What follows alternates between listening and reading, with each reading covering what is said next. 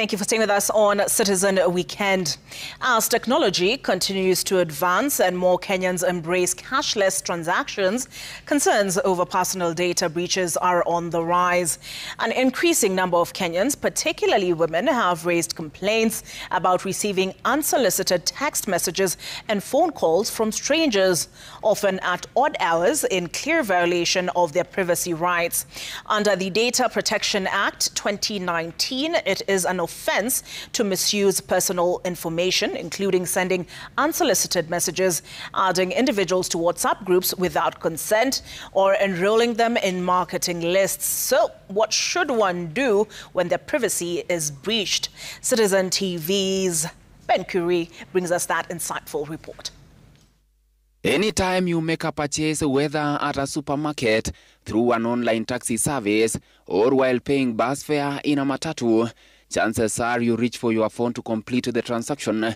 Mobile payments have become the norm for many Kenyans, a shift that accelerated during the COVID-19 pandemic in 2020 as cashless transactions gained popularity. But this convenience has come with a growing concern: the misuse of personal data. An increasing number of Kenyans, particularly women, have reported receiving unsolicited text messages and calls from unknown numbers soon after making mobile transactions, raising serious questions about data privacy and the protection of personal information. It happened to me around February, late February. I had taken Uber from a place to another place. I was in a hurry. Later at night, when I went back home, a strange number started calling me at night, tried to divert the stories, telling me that we should just meet along, we should just vibe, and I felt really insecure. Supermarkets, they prompt. Nowadays, they do prompt. So you have to speak out your number. But you have to speak it out where many people are there, because it's a queue, and the person who is feeding it to the computer, and there is another supermarket attendant standing there, you have to be audible. The law, as outlined in both the Constitution and the Data Protection Act, clearly defines the misuse of personal information as an offense.